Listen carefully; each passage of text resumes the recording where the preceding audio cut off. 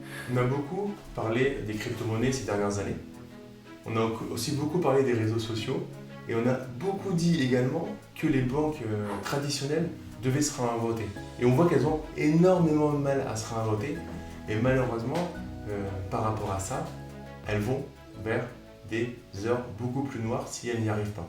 Et après, c'est pas facile, je les blâme pas forcément, j'y ai travaillé longuement et je sais que c'est très difficile à mettre en place parce qu'il y a beaucoup aussi de contraintes que des réseaux sociaux du style de Facebook n'ont pas, mais si elles ne se réinventent pas, elles vont forcément à un moment avoir de gros soucis et de graves conséquences.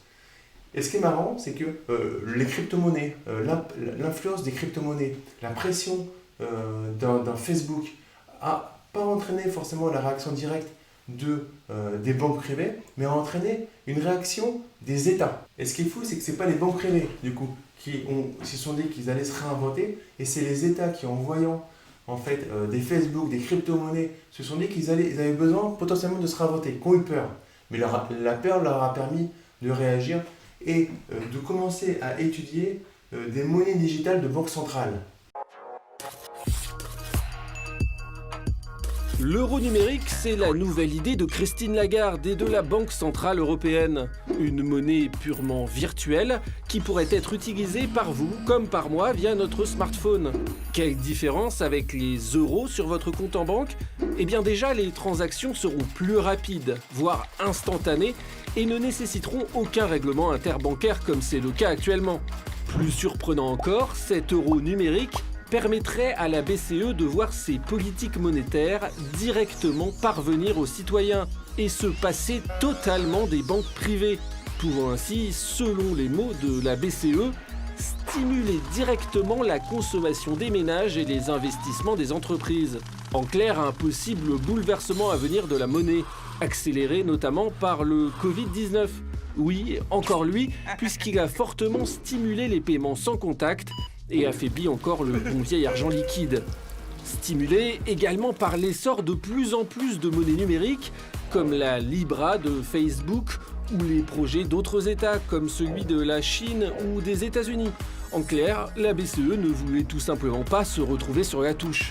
Restent plusieurs problèmes qui se posent. La sécurité d'abord, même si la BCE affirme qu'elle utiliserait un système blockchain réputé inviolable. Également, une possible fuite des épargnants des banques privées. Enfin, un problème de respect de la vie privée face à une hégémonie renforcée d'une BCE qui pourrait tracer toutes les transactions que vous pourriez effectuer.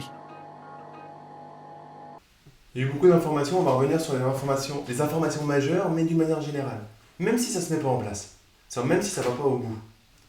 Le fait que Facebook ait sorti, par exemple, des projets de monnaie avec Libra, ça les a fait réagir. Et même si ça ne va pas au bout, ça entraîne forcément une alternance. Ça va entraîner une réaction. Est-ce qu'on va vraiment aller vers du e-euro, de l'euro virtuel ?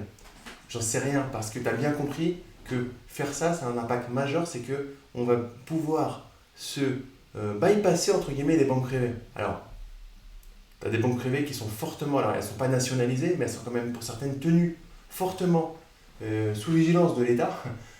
Et c'est des marques de fabrique nationales. Est-ce qu'on va réellement pouvoir aller aussi loin ? Est-ce que du coup, comme on ne va pas vouloir dévêtir d'un côté, on ne va pas pouvoir aller à fond de l'autre ? C'est encore des projets, c'est des projets qui se lancent actuellement, c'est vraiment, on est dedans. Donc, ce qui est bon, c'est qu'on voit qu'il y a de la réaction, on voit que ça va dans le sens d'une souplesse, d'une rapidité, d'une baisse des coûts. Donc c'est vraiment, vraiment pertinent par rapport à ça. On va revenir à une technique. Alors, du coup, toi, niveau monnaie virtuelle, tu vas me dire crypto-monnaie.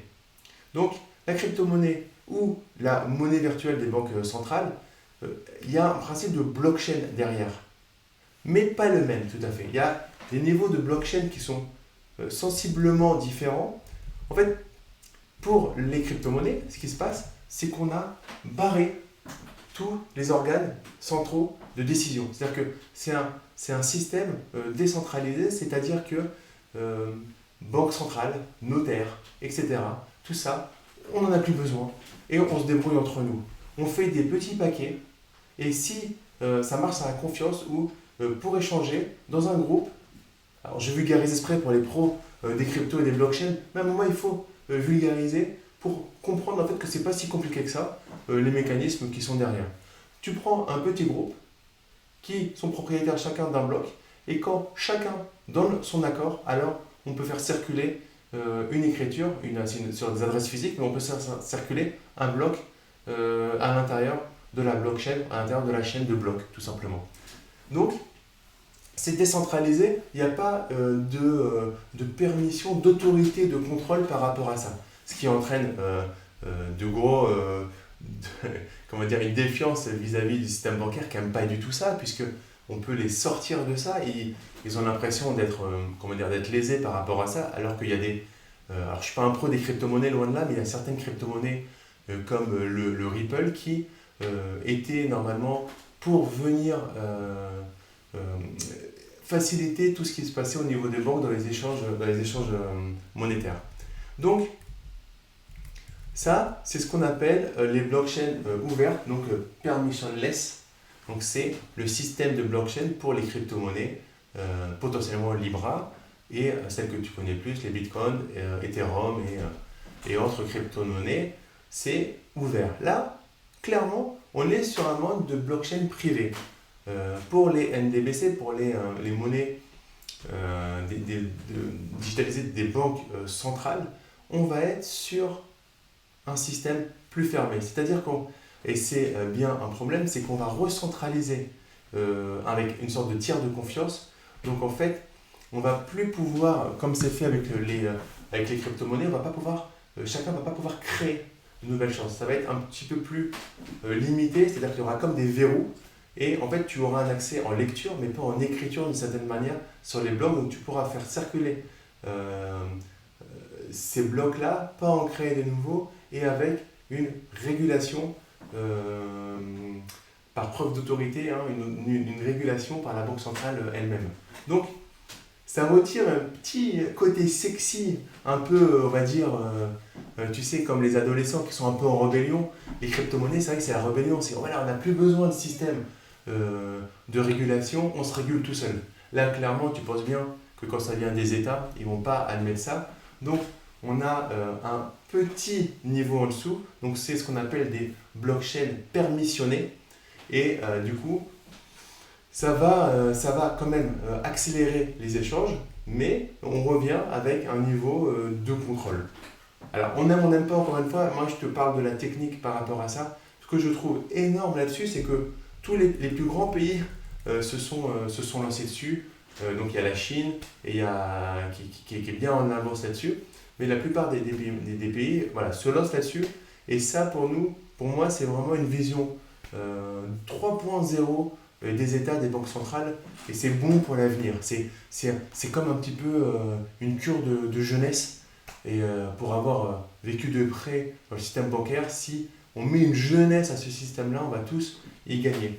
Et on voit également que de toute façon, on va y aller tout droit, parce que pendant le Covid, pendant le confinement, le Covid, etc., toute cette partie-là qui commence à durer, et qui va peut-être durer encore longtemps, en fait, il y a eu les Français, mais qui ont boudé l'espèce. C'est-à-dire qu'on a plus utilisé les monnaies scripturales, et les monnaies fiduciaires, l'argent sous forme espèce a été boudé. On nous a fortement conseillé de faire le paiement sur contact, etc.